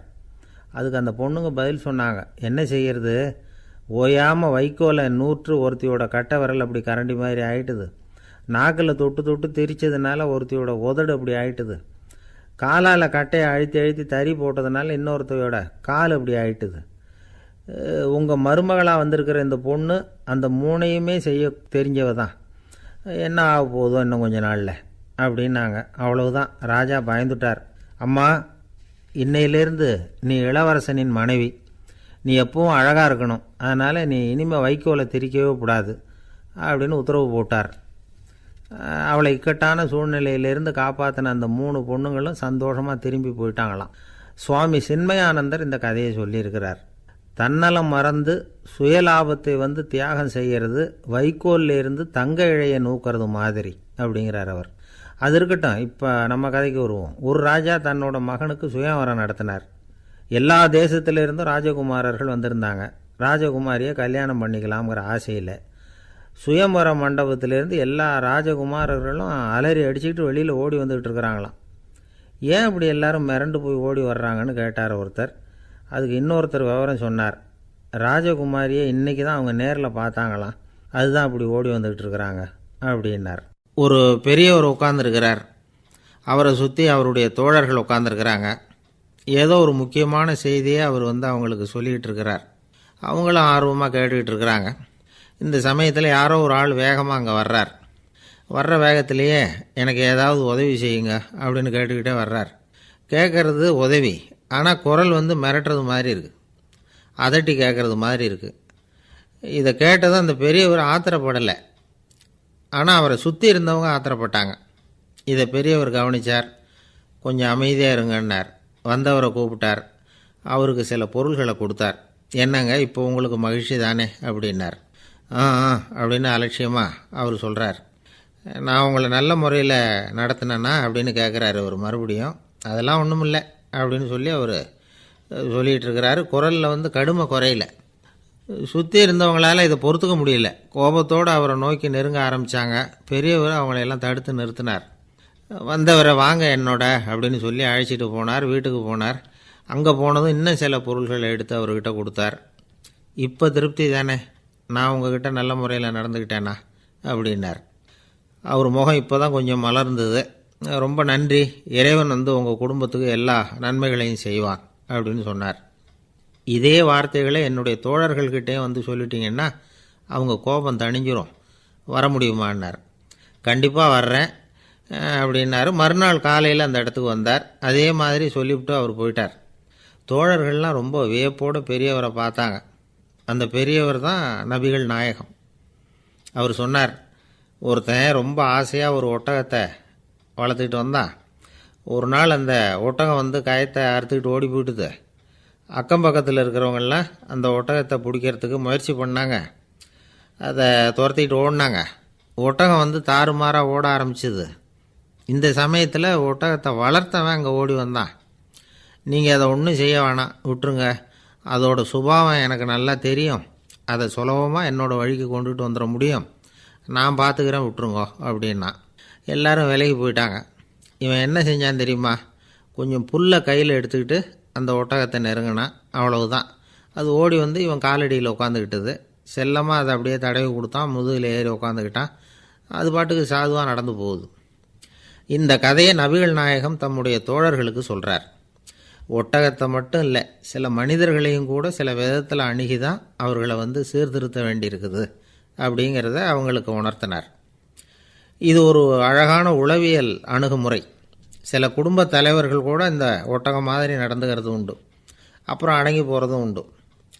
ஒரு குடும்ப தலைவர் காலையில் எழுந்திரிச்சதுலேருந்து சத்தம் போட்டு கத்திக்கிட்டு இருப்பார். பக்கத்தில் இருந்தவங்கெல்லாம் ஓடி போய் சமாதானம் பண்ணி பார்த்தாங்க. அவர் ஓயறது மாதிரி தெரியல. கடைசியில் அவர் மனைவி வந்தாங்க. நீங்கள் எல்லாம் விலகி போயிடுங்க, அவர் சுபாவம் எனக்கு தெரியும், நான் பார்த்துக்கிறேன் அப்படின்னாங்க. சரின்னு எல்லோரும் போயிட்டாங்க. சாயந்தரமாக பார்க்குறாங்க, அவர் சத்தம் இல்லாமல் ஒரு மூலையில் உட்காந்துருக்கிறார். ரொம்ப சாதுவா. ஆச்சரியமாக இருந்தது. என்னம்மா பண்ணீங்கன்னு கேட்டாங்க. அது ஒன்றும் இல்லைங்க, ஒரு வேளை சாப்பாட்டை நிறுத்தினேன், பட்னி போட்டேன், அவ்வளவுதான் அப்படின்னாங்க அந்த அம்மா. பொங்கல் திருநாள். பொங்கல் திருநாள்னால் இது ஏதோ அறுவடை திருநாள் அப்படின்னு சொல்லுவோம். அதாவது வருஷம் பூரா நாம் பாடுபட்டு அதனுடைய பலனை அனுபவிக்கிற நாள் அப்படிங்கிறது நாம் சொல்லிகிட்டு இருக்கிறது. இது முக்கியமாக இது ஒரு நன்றி அறிவிப்பு நாள் அப்படின்னு சொல்லுவாங்க. இன்றைக்கி நிறைய நன்றி அறிவிப்பு கூட்டம்லாம் நடந்துக்கிட்டு இருக்குல்ல, அது மாதிரி விவசாயிகள் நடத்துகிற ஒரு நன்றி அறிவிப்பு விழா இது. யாருக்கு நன்றி சொல்கிறாங்கன்னா ஆதவனுக்கு. அதாவது சூரியன் இல்லைன்னா விவசாயம் இல்லை. அதனால் ஆதவனுக்கு நன்றி செலுத்துகிற நாளாக இந்த பொங்கல் திருநாளை நாம் கொண்டாடுறோம். அதாவது இந்த பொங்கலில் விவசாயிகள்கிட்டேருந்து நிறைய பண்புகளை நாம் தெரிஞ்சுக்க வேண்டிய நாள் இது. விவசாயிகள் அவங்க விவசாயம் முன்னேறி இருக்கிற அளவுக்கு விவசாயிகளுடைய வாழ்க்கை தரம் முன்னேறலை. அந்த அளவுக்கு அவர்கள் நாட்டுக்காக உழைச்சிக்கிட்டு இருக்கிறாங்க. அந்த காலத்திலே அதை பற்றி ஒரு கதை சொல்கிறது உண்டு. ஒரு வயசான ஆள் நிலத்தில் ஏறு உழுதுகிட்டு இருந்தாராம். கிழிஞ்சு போன ஒரு சின்ன துண்டை தான் இடுப்பில் கட்டியிருந்தாராம். தலையில் ஒரு கந்தலை சுற்றி இருந்தார். உடம்பு பூரா சேரு. ரொம்ப ஏழை. ஏறு ஓட்டிகிட்டு இருக்கிறவர் வேறு எப்படி இருப்பார்? இருந்தாலும் அந்த ஆள் ரொம்ப ஜாலியாக பாட்டு பாடிக்கிட்டே ஏறு உழுதுகிட்டு இருந்தாராம். உடம்புல தான் அவர் ஏழையை தவிர மனசில் ஒரு ஏழையாக தெரியல. அந்த சமயத்தில் அந்த நாட்டு ராஜா அந்த பக்கமாக குதிரை மேலே வந்தாராம். வேட்டைக்கு போயிட்டு பரிவாரங்களோடு திரும்பி வந்துக்கிட்டு இருக்கிறார். ரொம்ப செல்வ செழிப்பில் இருக்கிற ராஜா அவர் இந்த வயசான விவசாயியை பார்த்துருக்கார். இந்த ஆள் ரொம்பவும் ஏழைங்கிறது அவர் பார்த்தாவே பளிச்சுன்னு தெரியுது. கட்டிக்கிறதுக்கு நல்ல துணி இல்லை, உடம்போ இழைச்சி போயிருக்குது, வயிறு முதுகில் போய் ஒட்டிகிட்டு இருக்கு, கண்ணு குழி விழுந்து போயிருக்குது, ஆனாலும் முகத்தை பார்த்தா சந்தோஷமாக இருக்கிற மாதிரி இருக்குது. இவ்வளவு உற்சாகமாக பாடிக்கிட்டு இருக்கிறாரே அப்படின்னு ஆச்சரியமாக நினச்சி பார்த்தார் அந்த ராஜா. சரி, அவர்கிட்ட கொஞ்சம் பேச்சு கொடுத்து பார்க்கலாம் அப்படின்னு முடிவு பண்ணார். ஐயா பெரியவரே, இப்படி கொஞ்சம் வர முடியுமான்னாராம். பொழுது போகிறதுக்குள்ளே நான் இந்த வயல் பூரா உழவு ஓட்டி ஆகணும், அதனால் பேசுகிறதுக்கு நேரம் இல்லை அப்படின்னாராம் அந்த பெரியவர். என்ன அவ்வளவு அவசரமாக? மீதி இருந்தால் நாளைக்கு உழுதக்கூடாதா? அது சரி, உனக்கு எத்தனை ஏக்கர் நிலம் இருக்குது அப்படின்னு விசாரிச்சிருக்கார் ராஜா. எனக்குன்னு சொந்தமாக உள்ளங்கை அளவு கூட நிலம் கிடையாது. இது எங்கள் முதலாளியோட நிலம். இதை பூராவும் உழுது முடித்தாதான் அவர் கூலி கொடுப்பார். நான் கூலிக்கு உழுதுகிட்டு இருக்கிறேன். உங்ககிட்ட பேசிக்கிட்டு இருந்தால் அவருக்கு துரோகம் பண்ணது மாதிரி ஆகிடும் அப்படின்னாராம். ராஜா குதிரையை விட்டு கீழே இறங்கினார். வரப்பில் நடந்து அந்த பெரியவர்கிட்டே போனாராம். சரி, ஒரு நாள் பூரா உழுதா உனக்கு எவ்வளவு கூலின்னு கேட்டிருக்கார். 8 அணா கூலி கிடைக்கும்னாராம் அவர். இது ரொம்ப காலத்துக்கு முன்னாடி நடந்த ஒரு சம்பவங்கிறதுனால அப்போ 8 அணா கூலிங்கிறது ரொம்ப பெருசு. இருந்தாலும் அதுவும் அந்த ராஜாவுக்கு பெரிய கூலியாக தெரியல. இவ்வளவு தானா, இதை வச்சுக்கிட்டு நீ எப்படி காலம் தள்ளுற அப்படின்னாராம். ஒன்றும் கவலை இல்லை அப்படின்னாராம் அவர். ராஜாவுக்கு ரொம்ப ஆச்சரியமாக போச்சு. 8 அணா கூலி வாங்குகிற இந்த ஆள் கவலை இல்லாமல் இருக்கிறார், ஏராளமான வசதியோடு இருக்கிறன்னா கவலை இல்லாமல் வாழ முடியலையே அப்படின்னு நினச்சி பார்த்துருக்கார். அது சரி, 8 அணாவில் எப்படி குடும்பம் நடத்துகிற அப்படின்னு கேட்டாராம். எனக்கு கிடைக்கிற 8 அணாவில் 2 அணா குடும்பத்துக்கு செலவழிக்கிறேன், 2 அணா பழைய கடனுக்கு கொடுக்குறேன், 2 அணா தர்மம் செய்கிறேன், 2 அணா வட்டிக்கு கொடுக்குறேன், ஒரு குறையும் இல்லைன்னாராம். ராஜாவுக்கு ஒன்றும் புரியல. எனக்கு ஒன்றும் புரியலையேன்னு இருக்கார். ஐயா, எனக்கும் என் மனைவிக்கும் 2 அணா செலவாகுது. வயசான அம்மா அப்பா இருக்கிறாங்க, சின்ன வயசில் என்னை காப்பாற்றினவங்க அவங்க. அந்த கடனுக்கு 2 அணா செலவாகுது, அது பழைய கடன். என் தங்கச்சி ஒருத்தி ஆதரவு இல்லாத நிலைமையில் தன்னுடைய மகனோட என் வீட்டில் இருக்கிறா. அவளுக்கும் அவள் மகனுக்கும் 2 அணா செலவு பண்ணுறேன், அது தர்மம். எனக்கு 2 பிள்ளைங்க இருக்கிறாங்க, அவங்களுக்கு 2 அணா செலவு பண்ணுறேன், அது வட்டிக்கு கொடுக்கறது மாதிரி. பிற்காலத்தில் அவங்க எங்களை காப்பாற்றுவாங்க. அந்த வகையில் நான் திருப்தியோடு வாழ்ந்துக்கிட்டு இருக்கிறேன் அப்படின்னாராம். ராஜாவுக்கு அர்த்தம் புரிய ஆரம்பிச்சுதான். அந்த பெரிய நிலத்தை விலை கொடுத்து வாங்கி அந்த பெரியவருக்கே தானமாக கொடுத்துட்டாராம். இப்போ உழுதவருக்கே நிலம் சொந்தமாகிட்டுது. அன்னையிலேருந்து அரசனுக்கும் ஆறுதல் கிடைச்சிதான். இப்படி ஒரு கதை சொல்லுவாங்க. 8 அணா வருமானத்தை வச்சுக்கிட்டு எப்படி காலத்தை தள்ளுறதுன்னு சொல்கிறதுக்காக இந்த கதையை சொல்கிறதாக யாரும் தப்பாக நினச்சிக்கக்கூடாது. கிடைக்கிறத எப்படி பங்கு போடுறார், எப்படி திருப்தியாக வாழறார் அப்படிங்கிறது தான் முக்கியம். அது மாதிரி இன்றைக்கு இந்த பொங்கல் திருநாளில் உழவர்கள் மனசு மகிழ்ச்சியாக இருந்ததுன்னா அது எல்லாரும் மகிழ்ச்சியாக இருக்கிறது மாதிரி அர்த்தம். அதனால் அவர்கள்ட்டேருந்து நாம் பாடம் கற்றுக்கணும். சில உழவர்கள் தங்கள் நிலத்தில் விளையிறத தாங்கள் சாப்பிட மாட்டாங்க, அடுத்தவங்கள்ட்ட விற்றுட்டு சந்தையில் போய் வேறு அரிசி வாங்கிட்டு வந்து தான் இவங்க சாப்பிடுவாங்க. அப்படிப்பட்ட விவசாயிகள்லாம் இது உண்டு. பங்கிடுகிற பண்பை உழவர்கள்ட்டேருந்து கற்றுக்கொள்ளுங்கள் அப்படிம்பாங்க. ஒரு ஆள் நிம்மதியாக மகிழ்ச்சியாக இருந்தானா, உங்கள் நிம்மதிக்கும் மகிழ்ச்சிக்கும் என்ன காரணம்னு கேட்டிருக்கார் இன்னொருத்தர். என்கிட்ட இருந்தது பூராவையும் என் பிள்ளைங்களுக்கு சமமாக பங்கு போட்டு கொடுத்துட்டேன், எனக்குன்னு எதுவுமே வச்சுக்கல, அதுதான் நிம்மதிக்கு காரணம்ன்றிருக்கான். உங்ககிட்ட இருந்தது எவ்வளவு இருந்தது அப்படின்னு கேட்டிருக்காரு அவர். மொத்தமாக ஒரு 50,000 ரூபா இருக்கும் அப்படின்னு இருக்கான். அவ்வளவும் பணமாகவே இருந்ததா அப்படின்னு கேட்டிருக்காங்க அவங்க. இல்லைங்க, அவ்வளவும் கடன், அதை தான் பிரித்து கொடுத்துருக்கேன் பிள்ளைங்கக்கிட்ட அப்படின்னு நானும். அவன் ஒரு குரு, இளம் சீடர்கள் எதிரில் உட்காந்துருக்கிறாங்க. குரு பாடம் நடத்திக்கிட்டு இருக்கிறார். சீடர்களுக்கு ஒரு ஆசை, அதாவது ஒரு முக்கியமான மந்திரத்தை நம்ம குருநாதர்கிட்ட இருந்து கற்றுக்கணும் அப்படிங்கிறது அவங்க ஆசை. அது என்ன மந்திரம்னா, இறந்தவரை உயிர்ப்பிக்கக்கூடிய புனித மந்திரம், அதாவது செத்தவங்களுக்கு மீண்டும் உயிர் உண்டாக்குகிற மந்திரம். குருவே, தயவு பண்ணி அந்த மந்திரத்தை எங்களுக்கு உபதேசிக்கணும் அப்படின்னு கேட்டாங்க. அது ரொம்ப ஆபத்தானது, அது என்னத்துக்கு உங்களுக்கு வேண்டாமேன்னாராம் குரு. எங்களுடைய நம்பிக்கை உறுதிப்படுறதுக்காகத்தான் கேட்குறோம், வேற ஒன்றும் இல்லை அப்படின்னாங்களாம் சீடர்கள். பக்குவப்படாத அறிவுங்கிறது ரொம்ப ஆபத்தானது அப்படின்னாராம் குரு. இது சீடர்களுக்கு புரியல. அது எப்படிங்க பக்குவப்படாத அறிவு ஆபத்தானதுன்னு சொல்கிறீங்க, அப்படின்னா என்ன அப்படின்னு கேட்டிருக்காங்க சீடர்கள். குரு அதுக்கு விளக்கம் கொடுத்தாராம். அந்த மந்திரத்தை எப்போ பயன்படுத்தணுங்கிறது முக்கியம். அதை அறியக்கூடிய ஞானம் ஏற்படுகிற வரைக்கும் அதை தெரிஞ்சுக்காமல் இருக்கிறது தான் நல்லது, இல்லைன்னா ஆபத்துன்னாராம். ஆனால் அந்த சீடர்கள் அதை கேட்குற மாதிரி இல்லை, ரொம்ப பிடிவாதம் பண்ண ஆரம்பிச்சுட்டாங்க. சரி வாங்க சொல்கிறேன்னார் குரு. எல்லோரும் வந்தாங்க. அந்த புனித மந்திரத்தை அவங்களுக்கு ரகசியமாக உபதேசம் பண்ணார். உபதேசம் பண்ணிவிட்டு அவங்களுக்கு எச்சரிக்கையும் கொடுத்தார். இந்த மந்திரத்தை நல்லா ஆராய்ஞ்சு பார்த்ததுக்கு அப்புறம்தான் உச்சரிக்கணும். அவசரப்பட்டு எதுவும் செஞ்சிடக்கூடாது அப்படின்னு ஒரு தடவைக்கு பல தடவை எச்சரிக்கை கொடுத்தார். சரின்னு சொல்லிவிட்டு அவங்கெல்லாம் மந்திரத்தை கற்றுக்கிட்டு எழுந்திரிச்சு போயிட்டாங்க. ஒரு நாள் அந்த சீடர்கள் எல்லாம் மணற்பாங்கான இடத்துல அப்படியே நடந்து போயிட்டுருக்கிறாங்க. ஒரு பாலைவன பகுதி மாதிரி ஒரு இடம். அங்கே ஒரு இடத்துல எலும்புகள் குவியலாக கிடந்தது. உடனே இந்த சீடர்கள் முன்ன பின்ன யோசிக்காமல், தியானமும் பண்ணாமல், அந்த மந்திரத்தோட பயனை சோதித்து பார்க்கணும் அப்படின்னு நினச்சிக்கிட்டு அந்த மந்திரத்தை உச்சரிக்க ஆரம்பிச்சிட்டாங்க. அவ்வளோதான். உடனே என்னாச்சு தெரியுமா? அந்த எலும்புகள் எல்லாம் ஓநாய்களாக மாறி அவங்கள துரத்த ஆரம்பிச்சிட்டுது. சீடர்கள் எல்லாம் தலைதெறிக்க ஓட ஆரம்பிச்சிட்டாங்க. ஓநாய்களும் விடலை, அவங்கள துரத்தி பிடிச்சி கடித்து கொதற ஆரம்பிச்சிட்டுது. அப்போ தான் அந்த சீடர்களுக்கு குரு சொன்ன அறிவுரையோட அர்த்தம் புரிஞ்சுது. பக்குவப்படாத அறிவு ஆபத்தானது அப்படிங்கிறது. அதனால் இதிலேருந்து நாம் தெரிஞ்சுக்க வேண்டியது என்னென்னா, நாம் நம்ம அறிவை வளர்த்துக்கிட்டால் மட்டும் போதாது, அந்த அறிவை எப்போ எப்படி பயன்படுத்தணும் அப்படிங்கிற பக்குவமும் நமக்கு வரணும். அப்போ தான் வாழ்க்கை நல்லபடியாக அமையும். இல்லைன்னா இடைஞ்சல் தான். இந்த காலத்தில் சில சின்ன பிள்ளைங்களுக்கே அறிவு ரொம்ப பக்குவப்பட்டிருக்குங்கிறத உணர முடியுது. ஒரு சின்ன பையன் பள்ளிக்கூடத்தில் மார்க் லிஸ்ட்டு கொடுத்தாங்க, வாங்கிக்கிட்டு அவசரமாக வீட்டுக்கு ஓடினான். எதிரில் வந்த ஒருத்தர் கேட்டார், என்ன அவசரம், ஏன் இப்படி வேகமாக ஓடுறேன்னார். எங்கள் அம்மாக்கிட்ட அடி வாங்கணும், அதுக்காக தான் ஓடுறேன்னா. அடி வாங்கிறதுக்காக இவ்வளவு அவசரம்னார் அவர். அப்படி இல்லைங்க,